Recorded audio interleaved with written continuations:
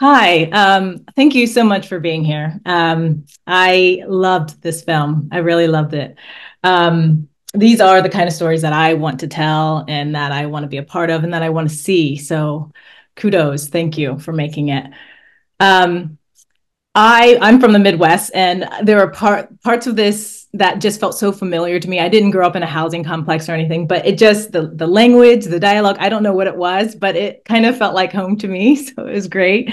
And I Jurnee, you as a mother in this was me as a mom. The boys were my 7-year-old boy, Oh, down to the jokes. Honestly, like my son's been carrying around this joke book, and it was just lovely. Minhal, I was wondering, how hard was it for you to get this film made? I mean, when you started the pitching process of it, was it a hard film? You know, being a person of color, telling a story like this, did you have roadblocks? Was it? I think the most challenging part of the film, you know, it was a creative, mostly. Like the creative was really challenging because I was, sharing a story that was, um, it's fictional. The lives of these two kids are fictional, but it's based on the lives of real people who lived in the projects in Cabrini Green. So that was something that really kept me up at night. In terms of how challenging it was to make the movie, one of the some of the feedback that I'd gotten early on in the process was the question of why do we need this film right now? And I think a lot of filmmakers are asked that question when they're making their movies. For me, it was this is a very timeless and universal story about friendship and home and what home means to people. But I think the specificity of the time period, the place, was something that I had to really justify. Like this is a very necessary story, and it's a story that really challenges the dominant cultural narrative of Cabrini Green.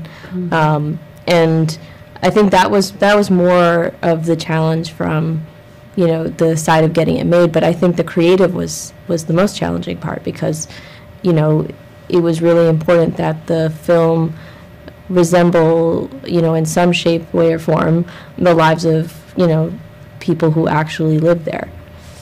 Yeah.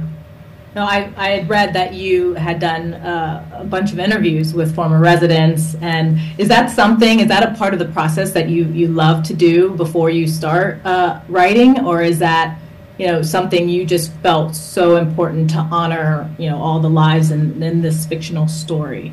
For this film, it was the most important part. In the beginning, I was getting in touch with former residents and just asking about what their lives were like, and there was not there was not an I wasn't looking forward and seeing what the film was at that point. It really grew out of those interviews, and those took place over the course of several years.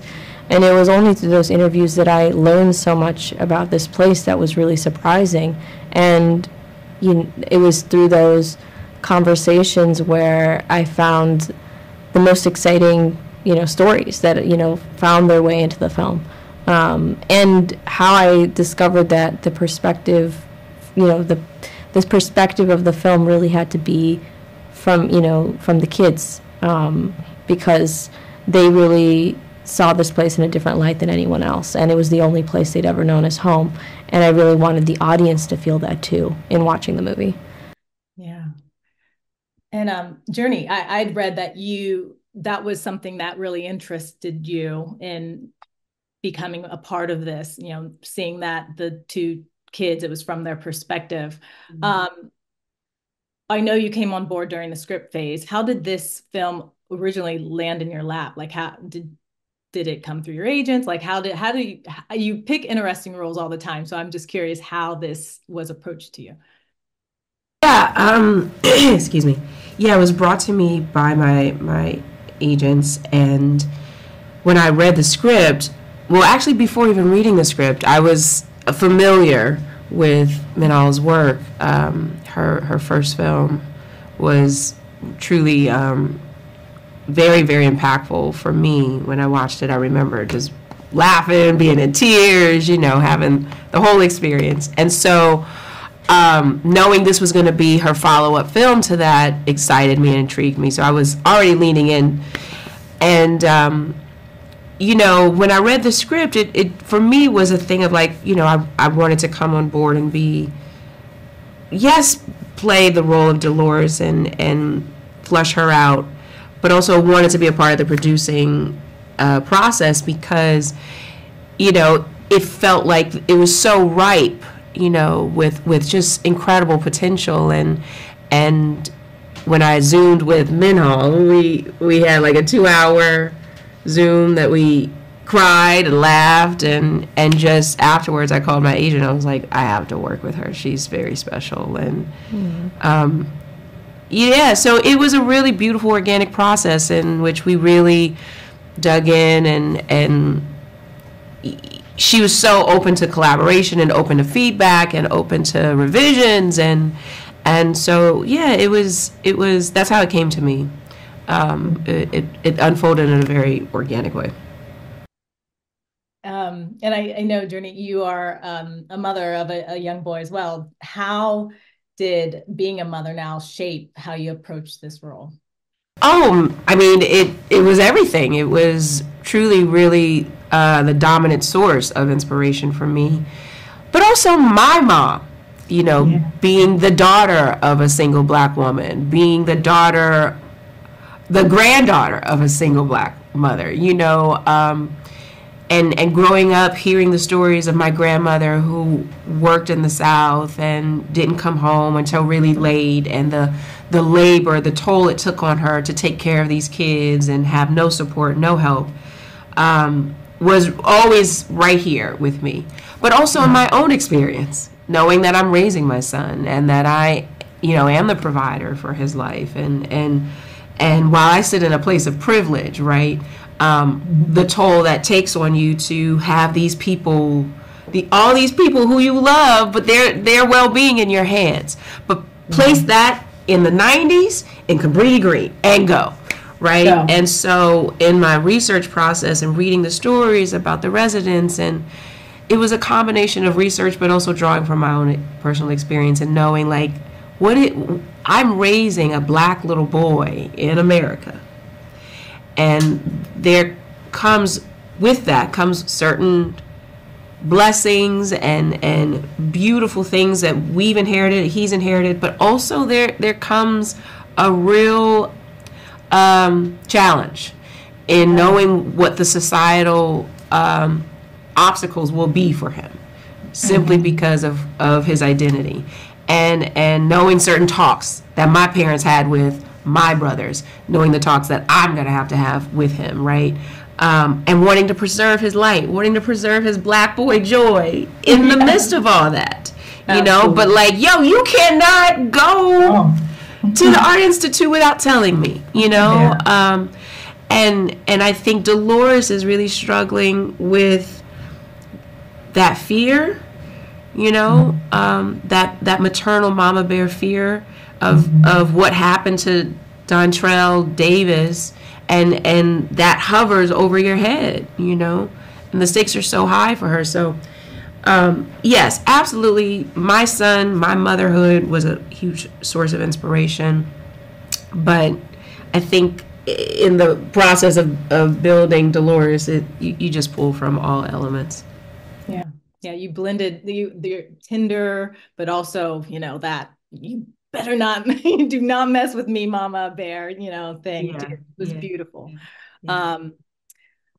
Did your son come to the set at all? He was on the set all the time. Oh, yeah, he was great. Everyone loved him. Yeah, Blake, awesome. Who plays my son, and him got along really well. Hunter still asks about Blake, and we'll FaceTime Blake sometimes, you know, and check on him, and he remembers, Mommy, it's Blake's birthday, you know, like they became best buddies, even though Blake is a few years older than him. But yeah, he was on set. He became the set mascot. He was a great presence. Yeah, he was amazing. Yeah. When I read, so you interviewed Annette Freeman, the mother of Dontrell Davis, and I was curious how you approached that interview, and if before talking to her, were you planning on using his real life part in the film? How did that come about? I'd been interviewing residents since 2018, and in those conversations, 1992 came up a lot, and Dan Troll, what happened to Dan Troll and what happened to the community, the neighborhood. It was coming up a lot in the conversations, and I knew there was going to be a point where I really needed to speak with her. And it wasn't just one interview, it was multiple conversations of really sharing with her what my intentions were with the film and what we were trying to do with the story. And one of the most meaningful experiences I had in making the film was, going to where Cabrini Green is now, where it's very different because the high-rises aren't there anymore. But Annette took me there, and we did a walking tour of the area, and she told me about, like, this is where I lived, and this is where the school was, and we walked there, and it was, Annette is an incredible woman. I mean, she's done so much with her life since her son was killed, and in a way of ensuring that this doesn't happen to other children. She's very devoted to that, and in the process of speaking with her, I became very cognizant of, this is a movie to us, and the stories of these two kids are fictional, but for so many people, this is their lived experience. Right. And I really needed to involve her in the process of making this film. I really didn't feel comfortable having Dan Troll's name in the movie unless I had spoken with Annette and talked with her, and the way in which we would include him in the story, and also the way we would depict that, because that was really, was really important to the story, that we honor him, and it's the way that we tell the story that was really important. And once she understood what we were trying to do and how we were going to do it, she was on board, because she also wanted very much to see a story that presented her home in a different way than she'd seen it before. And working with Annette was really it was one of the heavier parts of working on the film, but it was also really meaningful to the creative process. Yeah, it was meaningful to see. That would be, I can't even imagine, her walking back through it all, but wow, how beautiful. What will, as the last question, what will always be home for both of you? What do you consider home?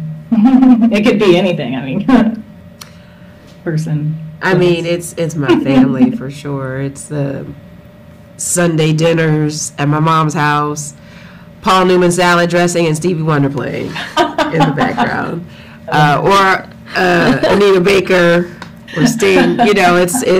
It's cooking with my family. That's a huge part of our gatherings. Is everyone's cooking, everyone's trying to outcook each other. So it's not a place. It's the people. It's the community. For me, it's the tribe. I was going to say the same. It's my family for me. I mean, going back to Chicago was really different as an adult, and going back there with my father no longer there. So like kind of reorienting myself in the city where I'd grown up, but also like figuring out what community means to me. Because it's something you can build too. It's Chicago is also very much a special place, holds a special place in my heart. It's where I've shot my last two films, and so returning there feels special. It's also where my family is right now, and that, I think, like you're saying, Jurnee, it's really wherever they are. That's where home is. Yeah. Thank you both for chatting with me today. Thank you, Erika. Thank you for your question.